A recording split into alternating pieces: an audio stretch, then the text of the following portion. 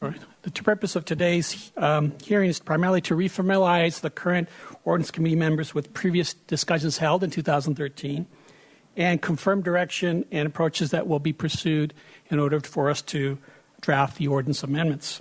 Hopefully, after the review of this material, we will get confirmation that the proposed timeline is acceptable and that we've outlined future discussion meetings that are supportable. So the overview of the status update is, again, focused on our staff recommendation is to lay out the framework regarding proposed amendments so we can protect our historic resources and designate future historic districts and special design districts that we as staff have outlined as the appropriate step to protect these resources. And again, we're going to confirm the timeline at the end of the presentation for next steps. Regarding the Ordinance Committee members and discussions that occurred, I took the benefit of providing you a binder of the previous discussions outlining our staff presentations. Those were lengthy discussions over 2 meetings back in 2013, and we did get direction at that time on various options and approaches. I'm going to touch on those issues today, but also try to move discussions forward and focus in on the direction you gave us to outline certain areas where it needed more refinement. We are going to touch briefly on our 5-year Historic Resources Work Program and identify how this is a critical component of that 5-year plan, that the Council, in fact, and the Historic Landmarks Commission asked that we prioritize these ordinance amendments. Unfortunately, we have not got around to it, but we've made considerable progress on some companion implementation items, specifically our design guidelines that Nicole Hernandez, our historian, has worked on over the last 3 years. And we've gotten actually up to a point where they can be considered for council consideration. You'll be seen or given an opportunity to see how those guidelines work hand in hand with our potential ordinance amendments.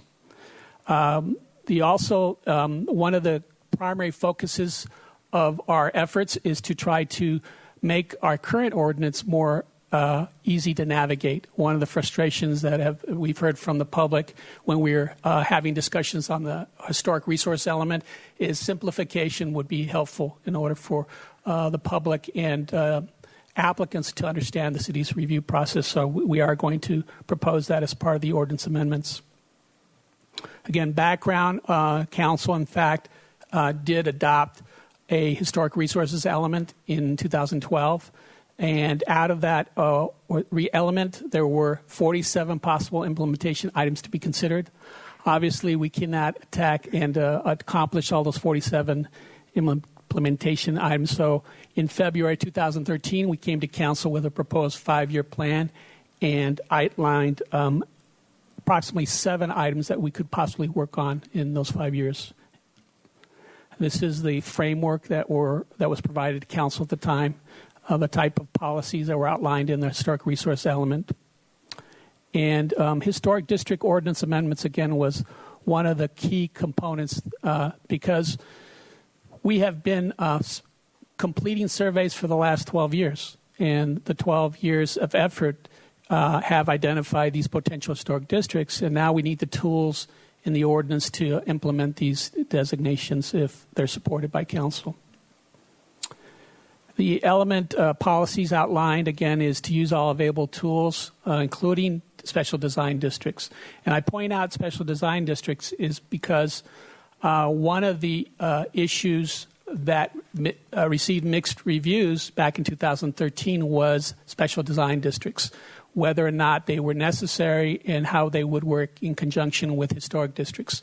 So because that issue is still unresolved, we felt it was necessary to still have more discussions and have clear direction from Council Ordinance Committee before our City Attorney's Office continues to draft the ordinance amendment, so that you'll see that that's one of the discussion points that we'll outline in the future on one of our meetings.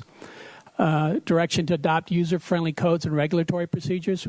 We are attempting to do that. We also have administrative regulations that you'll see a draft of, which outline the type of staff procedures that are undertaken in order to complete and identify resources, like our potential list. There was some questions recently about how those potential list properties are added to the list.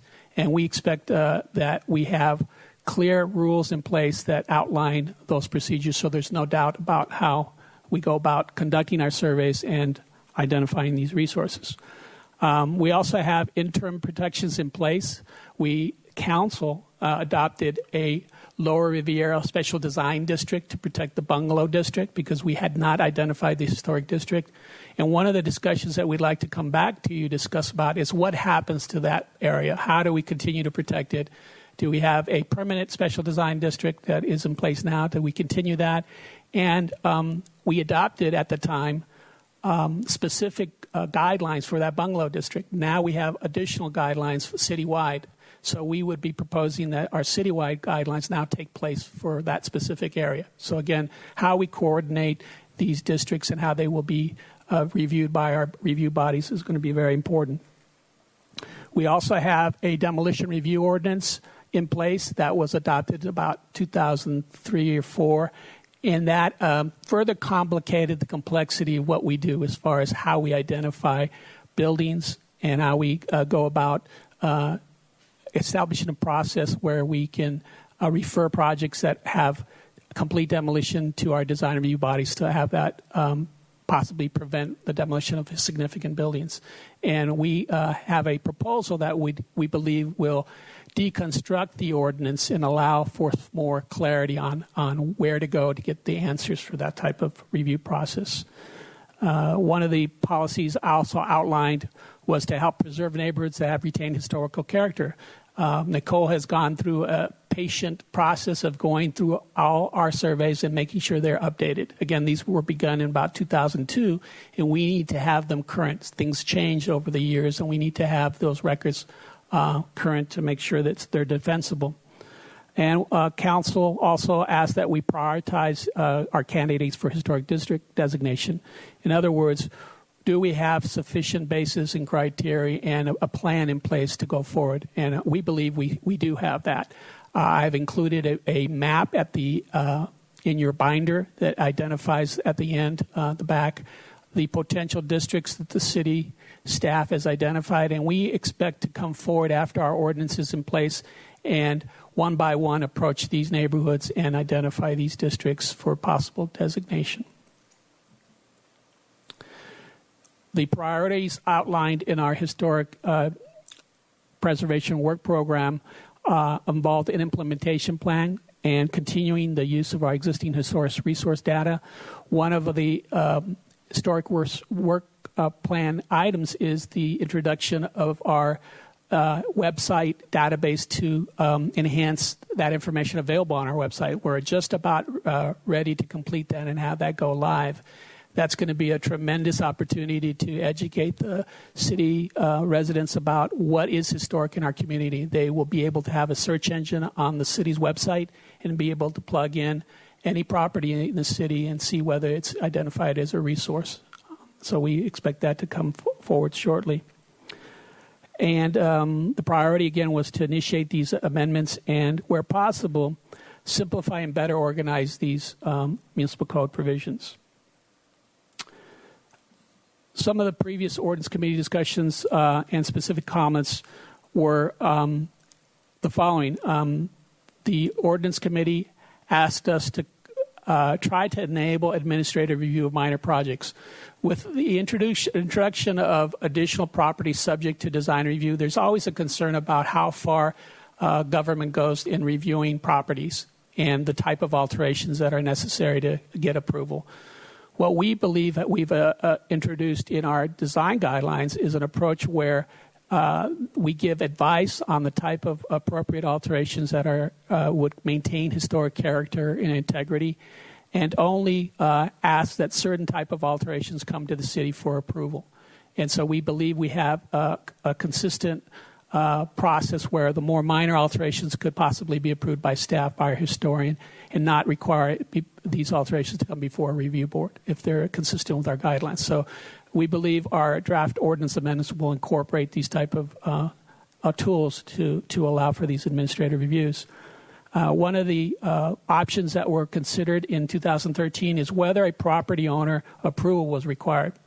Staff at that time did not recommend staff or having an approval or majority vote of residents. We believe that if we have a professional survey that identifies these resources as historic, it should not be put to a vote of property owners. We find that that's problematic. However, there's still a requirement for council to agree on that designation. We think that's the appropriate body that should make those designations, and that's what we expect to happen. At the time we had these discussions, the ordinance committee members asked that an optional petition be allowed to be presented. In other words, you would get some type of feedback from the owners of the properties, if they so choose, to get a sense of whether or not there was support for these designations of districts. So that we are going to try to incorporate as a tool for you to gauge whether there is support in the neighborhood for these designations. Also, part of the discussions that we had in 2013 was to establish a minimum threshold for district creation as far as the number of contributors. There are different criteria that different cities use. Some are not even stated in cities, but we settled in on 60% of the properties need to be contributing to the significance and contributor to the district to have it be viable. And again, those minimum contribution rates have been analyzed. Our historian has looked at actually the West Beach, for example, district, and has shrank the borders of those districts in order to obtain that high percentage of contributors. So we believe we're not going to overshoot and grab a large portion of neighborhoods. We're going to focus on the truly historic properties that have a concentration of resources. So do I understand 60% must meet the criteria of the proposed district? Is that what you're saying? That's correct. And the criteria would be the level of significance and integrity of those resources. Yeah, thank you. Also, the direction was to look at possible criteria used for designation of historic districts from other communities. We had presented a draft outline of criteria using Secretary of Interior standards format. But this ordinance committee direction that we received was that you would like to see what other communities' criteria are. And we are prepared to come back at our first meeting in July to do so and provide you a comparison to see that our criteria is the standard criteria typically that communities use. We're not going to have anything that's very different from other communities. So we expect you to support, hopefully, that criteria that we identify as necessary. Any idea how many communities you're going to come back with as examples? I believe we picked about 5 or 6. Yeah. That's 5 or 6, most of the cities. Okay. Los Angeles, San Francisco. We've looked at Pasadena. Pasadena I was thinking of too. So I think we'll have a good comparison. Thank you. I'm going to briefly outline some of the issue areas, topics, discussions that were conducted in the 2 meetings in April of 2013. One of the things that we've realized is the complexity of our ordinance has a lot of information in Chapter 22. And our city attorney, Mr. Vincent, has looked at the draft and is suggesting we deconstruct the ordinance and break it up into 3 separate chapters as a possible outline, where we would have a historic resources chapter, a chapter dealing specifically with designations, and a final chapter dealing with Historic Landmarks Commission, sort of patterned after the other 2 design review boards, where you can find a chapter titled Historic Landmarks Commission. And hopefully that'll be an opportunity to organize our ordinance and make it a little more clear. We have an agreement that there are formation procedures necessary, and we are going to incorporate them into the ordinance with specific criteria, as well as in our administrative regulations, where, again, we outline a procedure, how we conduct these surveys, how they are nominated and initiated, and hopefully have it clear to the public as well. We also will be adding a referral process for HLC review. That's something that we've also incorporated as part of a process where our properties are identified as potential list or potential resources, and we feel we need to have clear delineation in our ordinance about that referral process. That may involve also alterations to or changes, amendments to Chapter 2268, our Architecture Board Review chapter, that identifies right now special design districts. And finally, we think that we have efficiency improvements that will allow for more readily updates to the potential list. And you, at the 2013, the Ordinance Committee agreed that there should be some refinements in that process. For example, the original ordinance that was adopted said we should recheck it in 2 years. Obviously, that's been done, and so there's some language that needs to be cleaned up, and you agreed that that was also necessary. We came back later in April and identified some other discussion items with respect to how we would initiate these district designations. And you agreed that there should be both the city and the public originated options, so that we would, there would be an ability for members of the public to come forward and request designation. There was a large and small group category, and that there would be an ability possibly to get confirmation that we had sufficient funds in order to initiate these designation or surveys, because in some cases it does take a lot of staff time or a consultant contract to get the information for this type of survey effort, and so that is going to be built into the ordinance. Again, 60% minimum contributors for determining the boundaries. And number 3 there, no majority consent vote required by the property owners. And what we suggested is that there should be some natural disaster provisions to be included in the ordinance. In other words, what happens if there's a large earthquake or something that destroys some of our resources or damages our resources? We've learned from other communities that there's a sense sometimes of urgency to red tag buildings and have them be demolished immediately because of public danger.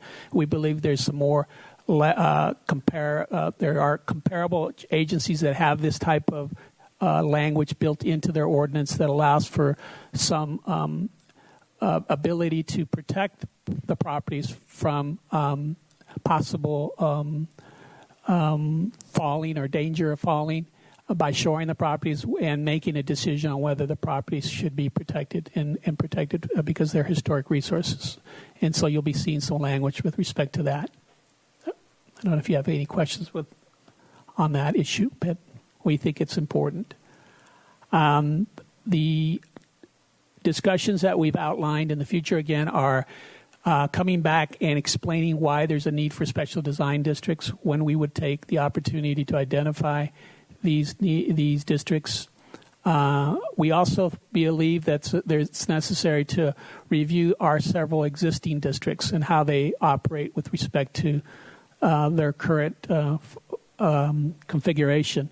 For example, the Mission Special Design District, that's something that's been in place for quite some time, and it's on the perimeter of the Mission area, El Pueblo Viejo District, and there's still some confusion from property owners as to what is acceptable in that area as far as the type of protection mechanism that should be in place. Right now we have 1,000 feet from Mission, and then we have these other properties that are protected beyond that. We would like to have a discussion with the Ordinance Committee on the criteria. Again, we said that we're going to have this criteria compared to other cities as for your review. And ultimately, we've put in our timeline schedule opportunities for us to check in on the draft ordinance, design guidelines, administrative procedures. Again, these all involve reviews, and we believe it will also give an opportunity for the public to weigh in on these different documents. This is the proposed schedule. We've outlined today, again, it's more of an update and any questions you might have about the schedule. And then we expect to come back in approximately a month in late July, where we have these discussions specific to special design districts and historic districts, and hopefully receive some directions from the committee on approaches for the existing districts that will help formulate the draft. And so we can begin to work on the draft ordinance amendments, which we expect to come back hopefully in September. And then we would like to check in with the Historic Landmarks Commission after that draft is prepared and have them have an opportunity to look at the draft, review our draft administrative procedures, see if they're in agreement with what those indicate, possibly offer a recommendation to the Ordinance Committee and Council about whether they should be accepted and adopted. And hopefully later in the year come back with a draft ordinance for the Ordinance Committee that incorporates all that public input and our input from our Historic Landmarks Commission, with the goal that we could work on looking at these drafts in early January 2017, leading towards some adoption hearings, hopefully in early 2017. So that concludes my presentation. Mr. Vincent's here to answer questions. Mr. Hotchkiss. Let's go back one slide. Did we miss a number here? Meeting 2, meeting 4? There's a 3 missing, yes. We just changed the numbers? Oh, no. It just says that there's 2 meetings being done separately at the HLC. So what we have identified is we've had the Ordinance Committee meetings identified individually. So we're going to have approximately 6 Ordinance Committee meetings and 2 separate HLC meetings. Okay. At what point will we try to enlist the opinions of the various neighborhood organizations, Allied, Riviera, whatever? That's a good question, Mr. Hotchkiss. The question becomes, there are proposals for potential historic districts. We have essentially notified these property owners that they are eligible as a potential historic district property. And we did that over the last 2 years by placing them on the potential list. So essentially they're already aware of that. However, if you would like to have those same property owners notified, we could conceivably have them. We as staff believe the appropriate time to consider whether they support the district is actually when a district comes forward. Otherwise, you may have a lot of property owners coming in wanting to talk about their specific districts and before the time. But we typically identify community organizations, larger groups, and allow them to make comments on any draft ordinance. So we expect to do that in the near future when a draft ordinance is created. Are you saying we are going to go just to like some of the neighborhood organizations? The Allied group, the neighborhood groups, we have. I don't think we need to open the whole can of worms at that point. I agree with you. Well, there are approximately about 800 property owners that we could notice, and I don't know if you want to do that. No, I wouldn't recommend that, but I wouldn't want to hear from the community organizations, the neighborhood organizations, because they represent a couple of hundred apiece, so we could kill a bunch of birds with one stone, as it were. Right. Okay. Just a thought. What is on these surveys, if I could ask, when we conduct a survey? How does that go? Is that sent to a homeowner or do we do it ourselves? You want to answer that? Go. I have our historian answer it, and she's intimately involved with all these survey records. The surveys were completed by contracted professional historians, and they each fill out a state form, and they're all regulated for each one, that has a description of the building, the year it was built, the style, the architect, and a significant statement that will state because the building is, for example, the building's Spanish colonial revival style, retains high integrity, and is a one-story building. It fits in with the block, which also retains all its integrity. It qualifies as a contributing structure. Then they would have one that says this building was built in 1985 in a style that doesn't contribute to the district. This would not qualify as a structure. So the significant statement is really where we get our summary of each building. And they fill out one of those forms for every single building when they do a survey, which is why they take several years to do. I guess we don't want to get too much down on the grass. No. Mr. Hotchkiss, I do want to identify that there are also specific historic district records that we are required to fill out that establish why a district is eligible for a district nomination. And so we will have typically a context study of the neighborhood and why that district is eligible. Thank you. Mr. Lamone, is there a distinct, you may have mentioned it, between a design district and an historical district? Because I'm trying to make sure that because are we using the same protocols or different protocols, or how does that work? Well, I'll give Mr. Rouse. I'll give you two examples to sort of distinguish the difference. And one is El Pueblo Viejo Landmark District. I think originally what was contemplated was treating it like a historic district, but in reality, it's really a design district that happens to have landmarks within it. And it's been expanded over the years in such a way that the review process dictates a specific a review requirement for any exterior alteration. But you could have a non-historic building being altered in El Pueblo Viejo.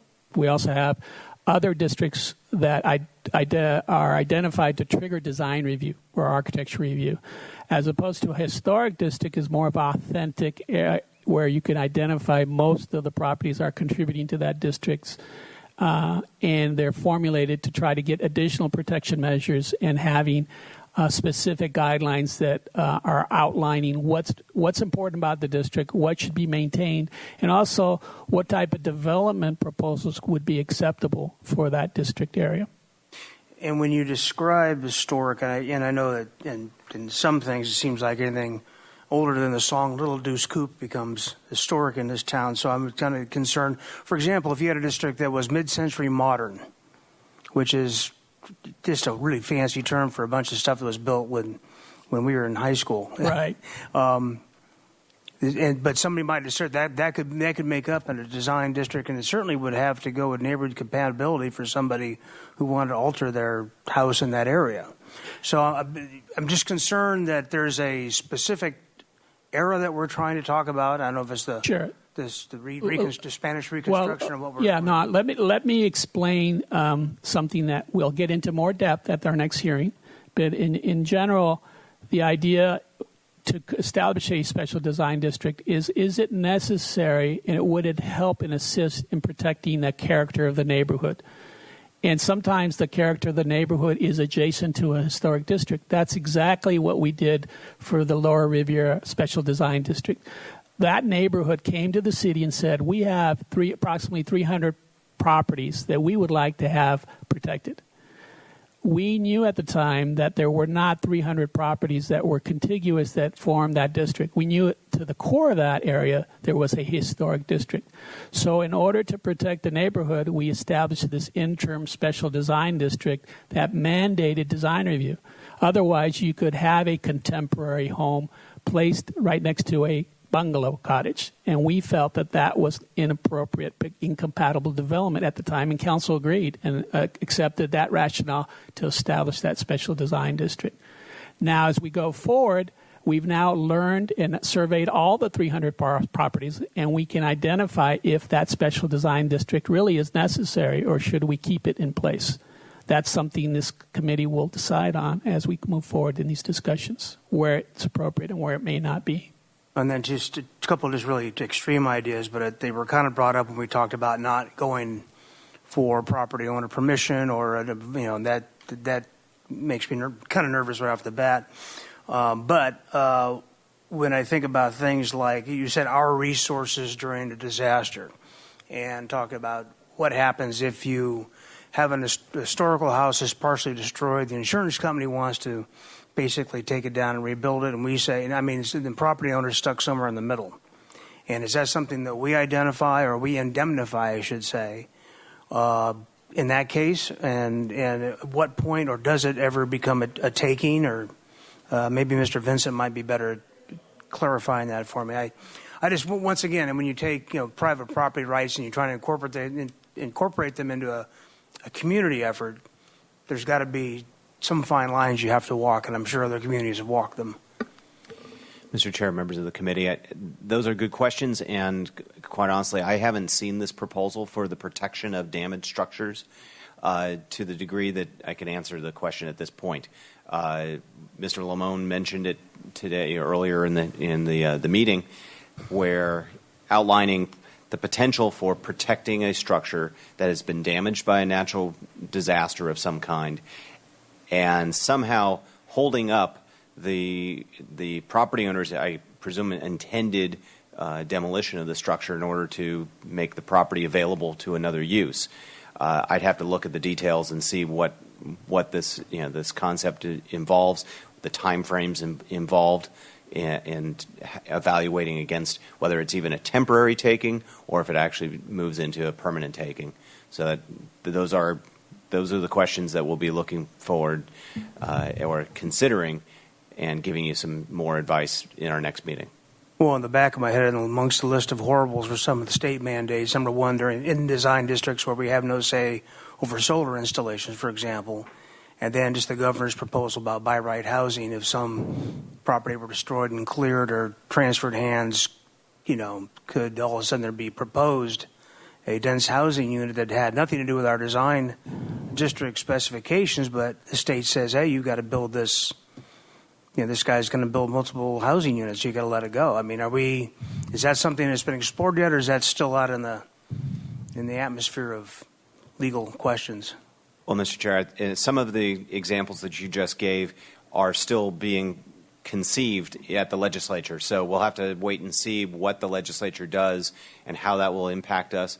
But as we're reviewing these proposals for the creation of special design districts, historic districts, and the like, one aspect that I would recommend the committee as well as the council to consider is, are we using the correct terminology or terminology that will be recognized by the state, so that if we call it a special design district, is that going to have the same kind of protection that a historic district would have through these state laws? Or we don't want to get into a situation where we name something one way and somehow it doesn't get the treatment we wished it to have under the state laws. So that'll be something we'll be keeping an eye on. Yeah, thank you for that. That's I think that's going to be an important point as we move along down the line. Mr. Did you have anything? Thank you, Mr. Limon and Ms. Hernandez, for your presentation and information. I had a question about city versus public originated options. So that's for a district, not just for an individual property. Right. Ms. Murillo, Councilman Murillo, that's correct. When we outlined those options, it was primarily that we would have a neighborhood that would be interested in designating that. Hopefully, they would gather support as something that would also assist us in understanding that there was a basis and support for the approach. We independently would, as a city, conduct these surveys and identify these resources and move forward under the city option. But we are providing an opportunity for a resident or a group of neighbors to come forward. Because I was concerned about someone from outside of a district nominating something, and then we're also contemplating not allowing the people that are within the district to object. So to me, it's either the public gets to nominate and the affected people get to say yes or no, or the city nominates and the city decides what to do.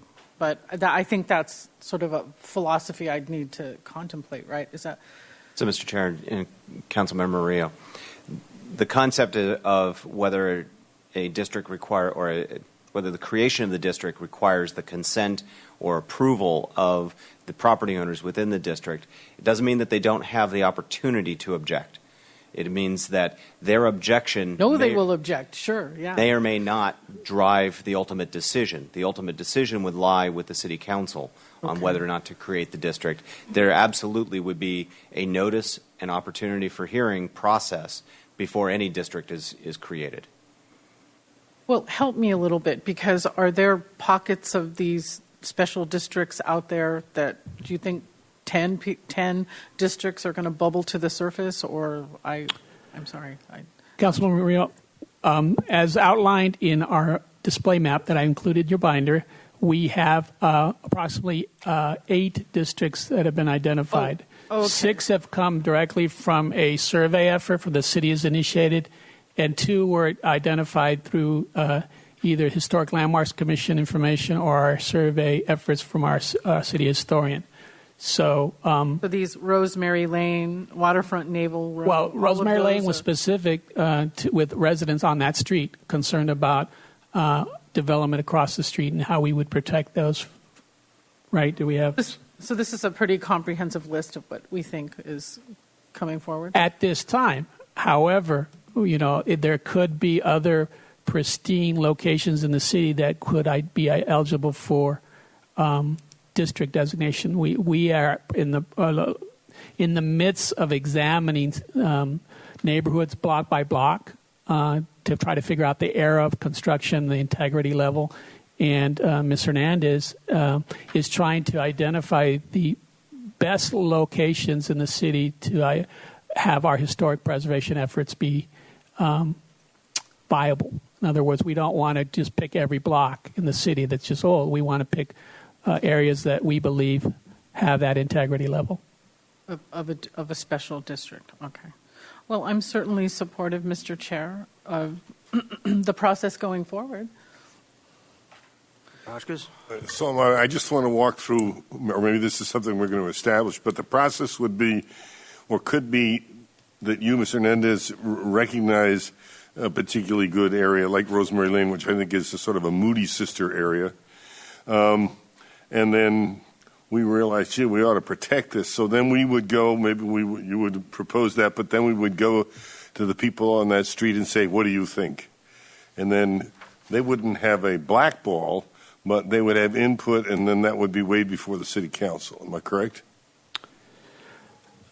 We haven't outlined this process entirely, but the envision process that we anticipate to have happen is if we have a basis for a historic district, we would have hearings to that effect where we'd initiate them through a process where the Historic Landmarks Commission is involved. Okay. And what I understood the direction previously was allowing a petition to come forward as an indicator as to whether there was support in the neighborhood for it. Right. But ultimately, you're going to have a recommendation from our historian, our Historic Landmarks Commission, and it'll filter up through our city planner and whether there's support for that to move forward. I realize I'm asking too detailed questions, but this is all to be determined. I look forward to doing it. So I agree with Ms. Murillo. Let's move it forward. Okay. Well, what we're looking for is just some directions to endorse your timeline. The timeline, and so we can return back with more discussions. Sounds great. So moved. Okay, moved and seconded. All in favor? Aye. Thank you. Thank you.